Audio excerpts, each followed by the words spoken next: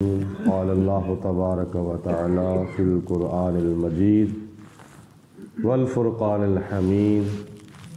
13واں پارہ اور سورۃ رعد کی آیت نمبر 3 ہے۔ گزشتہ آیت میں اللہ پاک نے اپنی وحدانیت کے بارے میں آسمانی دلائل بیان فرمائے تھے، مثلاً بغیر ستونوں کے آسمان کا بلند ہونا اور پھر سورج اور چاند کا رواں دواں قیامت تک رہنا، یہ اللہ پاک کی توحید کے دلائل ہیں۔ اور اس آیت میں اللہ پاک نے اپنی توحید اور اپنی وحدانیت کے بارے میں زمینی دلائل بیان فرمائے ہیں۔ جو زمین کے اوپر اللہ پاک نے ہمارے لیے نعمتیں پیدا فرمائی ہیں، ان کا اللہ پاک نے ذکر کرتے ہوئے ارشاد فرمایا، وَهُوَ الَّذِي، اور اللہ کی ذات وہ ذات ہے، مَدَّ الْأَرْضَ، جس نے زمین کو پھیلایا ہے، مشرق کی طرف، مغرب کی طرف، شمال کی طرف، جنوب کی طرف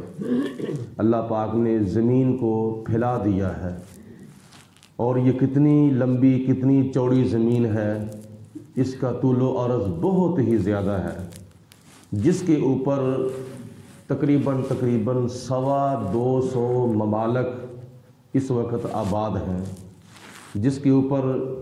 تقریباً 7.5 یا 8 ارب کے لگ بھگ انسانوں کی آبادی آباد ہے۔ اس زمین کو اللہ پاک نے پھیلا دیا ہے۔ وَجَعَلَ فِيهَا رَوَاسِيَ، اور پھر اس زمین کے اوپر اللہ پاک نے پہاڑ نصب کر دیے ہیں، بڑے بڑے اونچے پہاڑ، بڑے بڑے لمبے پہاڑ، بڑے بڑے چوڑے پہاڑ عرب کی زمین کے اوپر، اور پاکستان میں کشمیر کی زمین کے اوپر اور دیگر مقامات پر اللہ پاک نے بے شمار پہاڑ جو ہیں زمین کے اوپر پیدا فرمائے ہیں۔ زمین کا پھیلنا اور زمین کے اوپر پہاڑوں کا نصب ہونا، یہ بھی اللہ پاک کی وحدانیت کی دلیل ہے، اور ایسا کام ایک ہی خدا کر سکتا ہے۔ کافروں کے، مشرکوں کے متعدد خدا اور جھوٹے خدا یہ کام نہیں کر سکتے۔ وَأَنْهَارًا، اور زمین کے اوپر اللہ پاک نے پھر دریا بھی بہا دیے ہیں، نہریں بہا دیں، دریا بہا دیے، جو چشموں سے بنتے ہیں اور سمندر کے اندر جا کے گرتے ہیں۔ بڑے بڑے چوڑے دریا آپ نے اپنی آنکھوں سے دیکھے ہیں، یہ دریائے چناب، یہ دریائے جہلم اور دریائے سندھ، اور اس طرح کے ہمارے پنجاب کے اندر یہ 5 دریا جو ہیں۔ پنجاب کو پنجاب ہی اس لیے کہا جاتا ہے کہ اس کے اندر 5 دریا ہیں، اور 5 دریاؤں کی وجہ سے ہمارے صوبہ پنجاب کو پنجاب کہا جاتا ہے۔ اس کے علاوہ دنیا کے اندر اور بھی بڑے بڑے دریا اور بڑی بڑی نہریں ہیں، اور یہ بھی کام ایک خدا کر سکتا ہے، جو وحدہ لا شریک ہے، جو ساری کائنات کا خالق ہے۔ کافروں کے، مشرکوں کے متعدد اور جھوٹے خدا یہ کام نہیں کر سکتے۔ وَمِن كُلِّ الثَّمَرَاتِ جَعَلَ فِيهَا زَوْجَيْنِ اثْنَيْنِ، اور اللہ پاک نے اس کے اندر ہر قسم کے پھل پیدا کیے ہیں، اور وہ بھی 2 قسموں کے پیدا کیے ہیں۔ ہر قسم کے پیدا کیے، یعنی تمام پھل جو پیدا کیے ہیں وہ بھی 2 قسمیں ہیں۔ مطلب یہ ہے کہ اگر کوئی میٹھا ہے تو کوئی کھٹا بھی ہے، کوئی میٹھا ہے تو پھیکا بھی ہے، کوئی بڑا ہے تو کوئی چھوٹا بھی ہے، کوئی سفید ہے تو کوئی کالا بھی ہے۔ یہ ہر پھل جو ہے وہ 2 قسموں کا اللہ پاک نے پیدا فرمایا ہے۔ یغشی اللیل النہار، اور اللہ پاک رات کے اندھیرے سے دن کو ڈھانپ لیتا ہے، اور دن کی روشنی سے رات کو اللہ پاک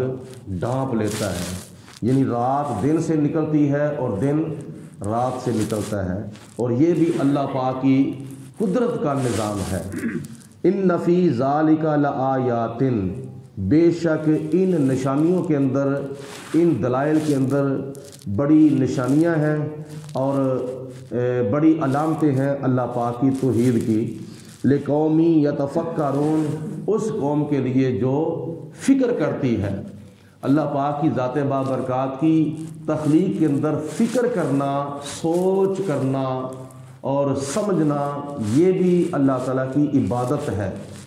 وَيَتَفَكَّرُونَ فِي خَلْقِ السَّمَاوَاتِ وَالْأَرْضِ،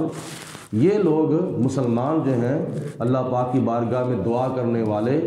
اور کھڑے ہو کر، بیٹھ کر اور لیٹ کر اللہ پاک کا ذکر کرنے والے، یہ زمین و آسمان کی تخلیق میں غور و فکر کرتے ہیں۔ روایات میں آتا ہے کہ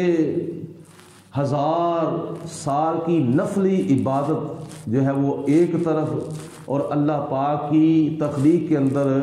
ایک گھڑی کے لیے غور کرنا، فکر کرنا، اس کا ثواب جو ہے وہ ایک طرف ہے۔ اللہ پاک کی ذات بابرکات نے ذکر کا بھی بڑا ثواب رکھا ہے اور فکر کا اس سے زیادہ ثواب رکھا ہے، جیسا کہ حدیث پاک میں آتا ہے، نبی پاک علیہ السلام ایک مرتبہ مسجد نبوی کے اندر تشریف لائے تو مسجد نبوی کے ایک کونے کے اندر ایک جماعت لگی تھی، دوسرے کونے کے اندر دوسری جماعت لگی تھی، اور ایک کونے کے اندر صحابہ کرام اللہ کا ذکر کر رہے تھے اور دوسرے کونے کے اندر صحابہ کرام فکر کر رہے تھے۔ جو ذکر کر رہے تھے وہ کلمہ شریف کا ذکر کر رہے تھے، اللہ اللہ کر رہے تھے، دیگر اذکار کر رہے تھے، لیکن جو دوسرے کونے میں صحابہ کرام محفل لگا کے بیٹھے ہوئے تھے، ان میں سے کوئی نماز کے مسائل بتا رہا تھا، کوئی روزے کے مسائل بتا رہا تھا، کوئی حج کے، کوئی زکوٰۃ کے، کوئی پاکی پلیدی کے، کوئی حرام حلال کے، کوئی جائز ناجائز کے، کوئی تجارت کے مسائل بیان کر رہے تھے۔ صحابہ کرام ایک دوسرے کو سکھا رہے تھے، دین سیکھ رہے تھے اور سکھا رہے تھے۔ تو نبی پاک علیہ السلام تشریف لائے، آپ نے دونوں کو دیکھ کر تبسم فرمایا، دونوں کو دیکھ کر مسکرائے۔ آپ نے فرمایا کہ تم دونوں اچھا کام کر رہے ہو، لیکن جو ذکر کر رہا ہے وہ صرف اور صرف اپنی ذات کو سنوار رہا ہے، اور جو فکر کر رہا ہے یعنی دینی مسائل سکھا رہا ہے، وہ اپنی ذات کو بھی سنوارتا ہے، مسلمانوں کی جماعت کو بھی سنوارتا ہے۔ تو حضور علیہ الصلوۃ والسلام مسکرا کے، تبسم فرما کے پھر فکر والی محفل کے اندر جلوہ فروز ہو گئے۔ تو اللہ پاک کی ذات بابرکات نے ارشاد فرمایا، ان فی ذالک لآیات لقوم یتفکرون، ان دلائل کے اندر نشانیاں ہیں اس قوم کے لیے جو قوم اللہ تعالیٰ کی تخلیق میں فکر کرتی ہے۔ وفی الارض قطع متجاورات، اور زمین کے اندر زمین کے مختلف حصے ہیں جو ایک دوسرے کے قریب ہیں۔ زمین کے مختلف حصوں سے مراد یہ ہے کہ کوئی زمین کا حصہ ایسا ہے کہ جو بنجر ہے، اور کوئی حصہ ایسا ہے جو زرخیز ہے، کوئی قابل زراعت ہے، کوئی قابل زراعت نہیں ہے۔ تو یہ دونوں قسم کے جو حصے ہیں زمین کے ہی ہیں، لیکن ایک دوسرے کے قریب ہیں، اور ایک حصے کے اندر کھیتی باڑی ہو رہی ہے، دوسرے حصے کے اندر کھیتی باڑی نہیں ہو رہی، اور کچھ پہاڑی حصہ ہے، کچھ میدانی حصہ ہے۔ یہ اللہ پاک کی قدرت کے اور خدا تعالیٰ کی وحدانیت کے دلائل ہیں۔ وَجَنَّاتٌ مِّنْ أَعْنَابٍ، اور اللہ پاک فرماتا ہے کہ اسی زمین کے اندر ہم نے انگوروں کے باغ بھی پیدا فرما دیے ہیں۔ انگوروں کے باغ ہیں اسی زمین کے اندر، جن کو تم کھاتے ہو اور مزے لیتے ہو، اللہ تعالیٰ کی نعمتوں کا شکر ادا کرتے ہو۔ یہ انگور جو ہے یہ بھی ایک باغ کا ہے، اور یہ بھی خدا کی نعمتوں میں سے ایک نعمت ہے، اور اللہ پاک کی توحید کے دلائل میں سے ایک دلیل ہے۔ وَزَرْعٌ، اور اس کے اندر کھیتیاں بھی ہیں، گندم کی کھیتیاں ہیں اور چاولوں کی کھیتیاں ہیں، مختلف جنسوں کی کھیتیاں ہیں۔ وَنَخِيلٌ سِنْوَانٌ، اور اس کے اندر ہم نے کھجوروں کے درخت بھی پیدا کیے ہیں، جو کئی درخت ایسے ہیں کہ جو ایک ہی جڑ سے پیدا ہوئے ہیں، جو ایک ہی جڑ سے نکلتے ہیں۔ وَغَيْرَ سِنْوَانٍ، اور متعدد درخت ایسے ہیں کہ جو متعدد جڑوں سے اللہ پاک کی ذات نے زمین سے نکالے ہیں۔ یہ بھی اللہ پاک کی توحید کے دلائل میں سے ایک دلیل ہے کہ جڑیں اس کی زمین کے اندر ہیں اور درخت جو ہیں وہ زمین کے اوپر ہیں۔ متعدد درخت متعدد جڑوں سے اور متعدد درخت ایک ہی جڑ سے اللہ پاک نے پیدا فرمائے ہیں۔ وَيُسْقَى بِمَاءٍ وَاحِدٍ، اور ان تمام پودوں کو، ان تمام درختوں کو ایک ہی قسم کا پانی دیا جاتا ہے۔ یعنی باغ لگا ہو، اس کے اندر درخت مختلف ہوتے ہیں اور ان درختوں کو جو پانی ملتا ہے وہ ایک ہی نہر کا ہوتا ہے، ایک ہی باغ کو، ایک ہی دریا کا پانی جو ہے وہ دیا جاتا ہے، یا وہی پانی مختلف کھیتیوں کو جا رہا ہے، مختلف پھلوں کے پودوں کو جا رہا ہے، پانی ایک قسم کا جا رہا ہے اور مختلف درختوں کو، پودوں کو مل رہا ہے، اور جو ان درختوں اور پودوں سے جو پھل پیدا ہو رہے ہیں، ان کو جو پھل لگ رہے ہیں وہ مختلف قسم کے ہیں، ان کا سائز بھی، ان کے سائز بھی مختلف ہیں، ان کے رنگ بھی مختلف ہیں، اور کسی کا وزن زیادہ ہے، کسی کا وزن تھوڑا ہے، اور ان کے ذائقے جو ہیں وہ بھی مختلف ہیں، کوئی پھیکا ہے، کوئی میٹھا ہے، کوئی کڑوا ہے، کوئی کھٹا ہے، کسی کے اندر مٹھاس زیادہ ہے، کسی کے اندر کم ہے۔ تو یہ اللہ پاک کی قدرت ہے کہ پانی ایک قسم کا مل رہا ہے لیکن ان کے ذائقے جو ہیں وہ مختلف ہیں۔ آپ آم کھاؤ، مینگو کھاؤ تو اس کا ذائقہ کچھ اور ہوتا ہے، اور سیب آپ کھاتے ہیں تو ذائقہ کچھ اور ہوتا ہے، مالٹا کھاتے ہیں تو ذائقہ کچھ اور ہوتا ہے، انار کھاتے ہیں تو ذائقہ کچھ اور ہوتے ہیں یہ سارے پھل میٹھے ہی ہیں لیکن ذائقے ان کے مختلف ہیں، پانی ایک ہے۔ یہ اللہ پاک کی ذات بابرکات کی قدرت کا کرشمہ ہے۔ آگے اللہ پاک فرماتا ہے وَنُفَضِّلُ بَعْضَهَا عَلَى بَعْضٍ فِي الْأُكُلِ، اللہ پاک فرماتا ہے کہ ذائقے کے لحاظ سے پھر ہم ایک پھل کو دوسرے پھل کے اوپر ترجیح دیتے ہیں۔ مطلب یہ ہے کہ کسی کا ذائقہ کم ہے، کسی کا ذائقہ ہم زیادہ کر دیتے ہیں۔ یہ بھی اللہ پاک کی قدرت کے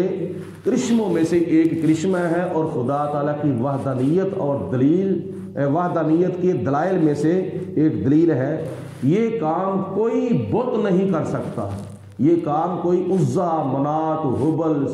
بحیرہ، صاحبہ، حام وغیرہ کافروں کے متعدد اور مختلف خدا اور جھوٹے خدا نہیں کر سکتے۔ یہ کام ایک ہی خدا کرتا ہے اور کرتا ہے اور قیامت تک کرتا رہے گا۔ یہ اللہ پاک کی قدرت ہے، یہ اللہ پاک کی حکمت ہے، اور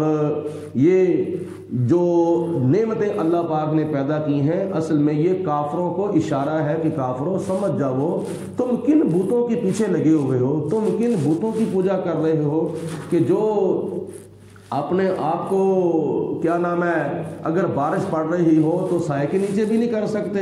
دھوپ میں کھڑے ہو تو سائے کے نیچے بھی اپنے آپ کو نہیں کر سکتے، ان خداؤں کی پوجا کرتے ہو۔ اس خدا کی پوجا کرو جس نے زمین کو بھی پیدا فرمایا ہے، آسمان کو بھی پیدا فرمایا ہے، آسمان کو پیدا کر کے پھر چاند بھی چلایا ہے، سورج بھی چلایا ہے، بادل بھی چلائے ہیں، آسمانوں کو اللہ پاک نے بغیر ستونوں کے بلند بھی کیا ہے۔ اس خدا کی پوجا کرو جس خدا نے زمین کو پیدا کیا، زمین کو پھیلایا، پھر زمین کے اندر مختلف نعمتیں پھلوں کی شکل میں، رزق کی شکل میں، اناج کی شکل میں تمہارے لیے پیدا فرمائی ہیں۔ اللہ پاک فرماتا ہے ان فی ذالک لآیات، بے شک ان کاموں کے اندر دلائل ہیں، نشانیاں ہیں، لقوم، اس قوم کے لیے، یعقلون، جو قوم عقل مند ہے، جو قوم سمجھتی ہے، سمجھ اور شعور رکھتی ہے، بے عقلوں کے لیے نہیں بلکہ عقل مندوں کے لیے۔ اللہ پاک کی ذات بابرکات ہم سب کو اپنے پروردگار عالم کی زیادہ سے زیادہ بندگی کرنے کی توفیق عطا فرمائے اور اس کی بے شمار نعمتوں کی شکر گزاری کی